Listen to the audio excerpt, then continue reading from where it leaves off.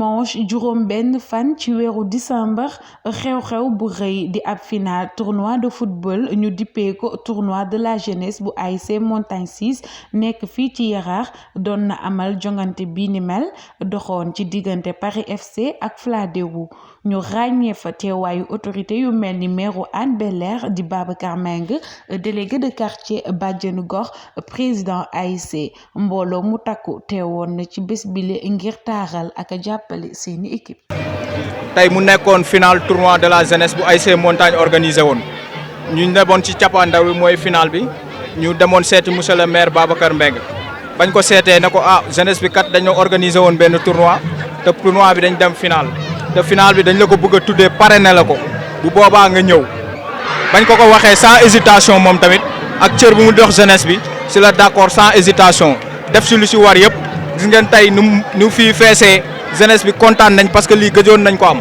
vraiment ñu ngi rafetlu taxawaayam di rafetlu cër bu mu jox jeunesse bi parce que dafa am importance dëkk boo dem rek nooy xoolee dëkk boobu noonu ngay xoolee jeunesse bi te moom am na cër boo xam ne jox na ko jeunesse bi. gis nga Yaraax Hann Bel-Air tey lu fi jot a réalisation yi fi jot a am gis ngeen stade bi ñu ngi teg gazon synthétique yi gis ngeen bourse scolaire yi 25000 xale yoo xam ne jox nañ leen bourse scolaire gis ngeen semi bi. gis ngeen leneen ak leneen réalisation yoo xam ne mënuñu ko nattal mi moo tax man président Djibril Diop maa ngi koy wax ñëpp pour ñëpp dégg ko Hann Bel-Air fas yéene naa ko jàppale nekk si ginnaawam moo tax ñu organiser tournoi boo xam ne jeunesse bi la mu nekk symbole jeunesse su Hann Montagne 6 symbole jeunesse su Hann Bel-Air ñu pare na ko ne ko da ngay ñëw teew gis jeunesse bi mobiliser bu war na xam ne kat jeunesse bi yëpp kontaan nañ ci moom. vraiment tey am nañ ay jafe-jafe yoo xam ne jeunesse mu ngi koy dund yu mel ni tey ay immigration clandestine yu mel ni tey ay vraiment ay problème mu drogue nga xam ne vraiment fréquent na suñu quartier. bon message bi mooy lancé si jeunesse premièrement immigration clandestine mooy ñu jéem a xam ne dara xëyul sotti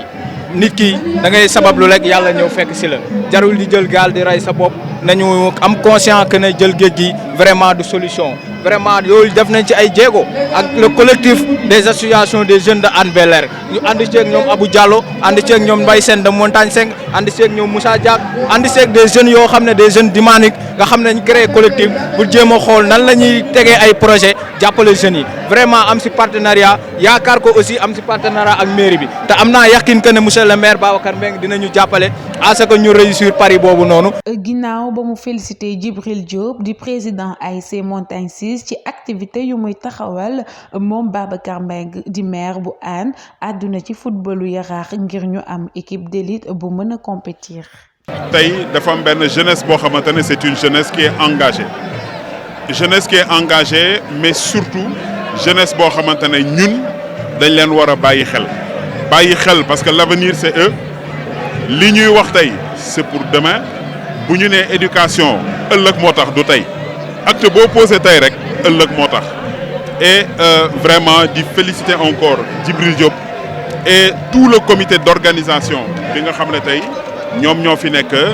mobiliser wu mais vraiment pour fêter la jeunesse. Hann Bel-Air mérité na ko parce que Hann Bel-Air dafay dëkk boo xamante ne am na histoire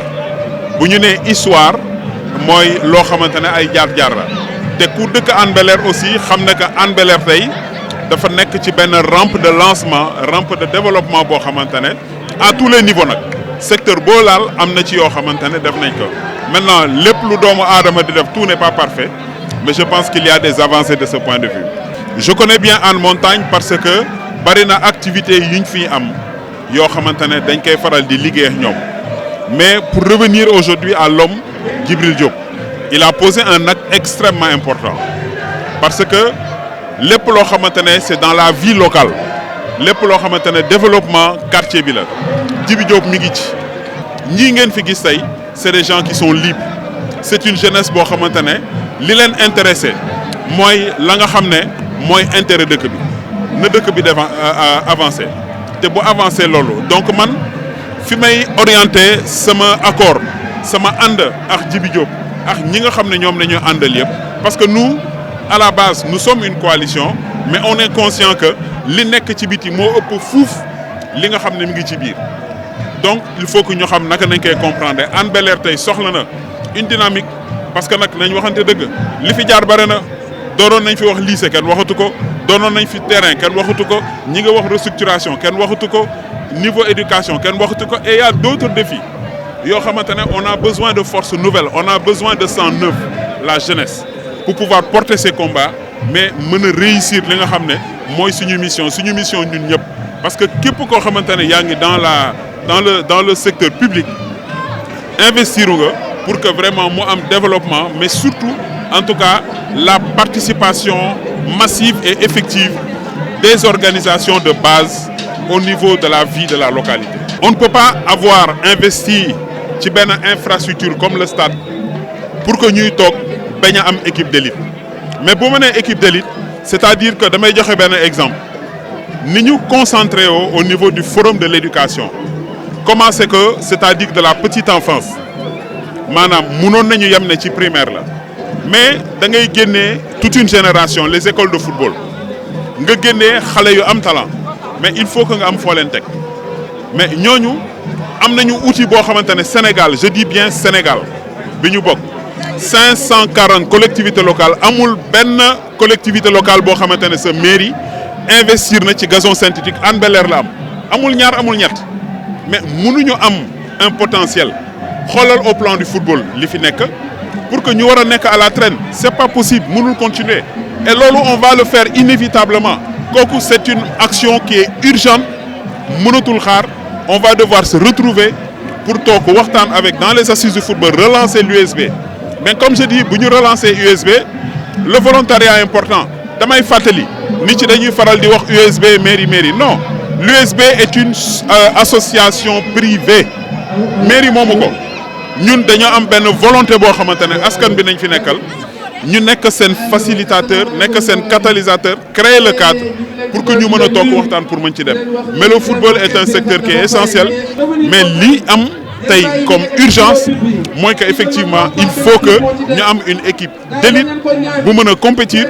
ci terrain boo xamante ne wax dëgg yàlla mën naa ne outil de travail la. Maodo Dieng di président conseil quartier bu Hann Montagne 6 proxndoolu na ci mbir mi di ko rafetlu teg ci di ñaax ndaw ñi ngir ñu gën a booloo. mu nekk vraiment une belle fête pour la jeunesse ASC Montagne 6 organisé ko et pare na ko à monsieur le maire de la commune de Hann Bel-Air monsieur Babacar Mbengue mu nekk un grand plaisir pour ñun man Maodo Dieng en tant que président du conseil de quartier et di seen mag di seen nijaay di seen kilifa tey suñ ma wooyee ma ñëw fii dafay nekk plaisir bu rëy ci man ndax lii mooy quartier lii mooy defar quartier lii mooy animer quartier boole ndaw ñi ñu booloo def li nga xamante ni mooy seen tournoi mu nekk lu am solo ñu def ko depuis des mois mais avec la pandémie affaire bi yéexoon a yegg maintenant tey la ko yàlla dogal pour mu terminer et ñu ciy kontaan di féliciter ci teew ñëpp di rafetlu taxawaay yi di ci jiital monsieur le maire ak l'équipe mu àndal yëpp di ci teg bàjjenu gox yi et l'imam et le délégué quartier à mon nom mun naa leen a teewal donc nous félicitons toute la jeunesse de Hann Montagne 6 la section féminine et di gërëm tout le comité directeur de l'ASC Montagne 6 di wax ne yàlla dimbali nañu ba fête bi terminé en beauté mais quand même ndam demul ndam dikkul on est en train de préparer la deuxième édition di ñaan yàlla mu may ñu teewe ko at yu bare.